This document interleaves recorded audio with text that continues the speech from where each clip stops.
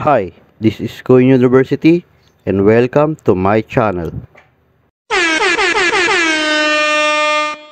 Ang topic po natin ngayon ay Japanese Imperial Money or kung tawagin po nila ay Mickey Mouse Money.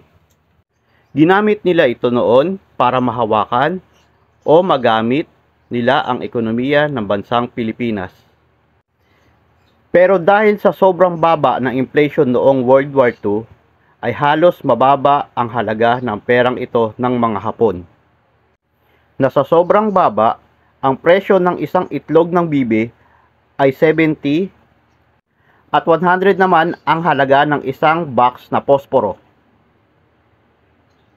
Ngayon po, ipapakita ko po sa inyo ang dalawang mataas na denominasyon ng perang Mickey Mouse Money.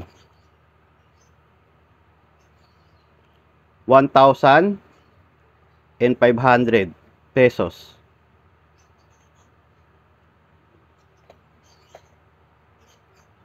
Sana po meron kayong konting natutunan at nalaman sa history.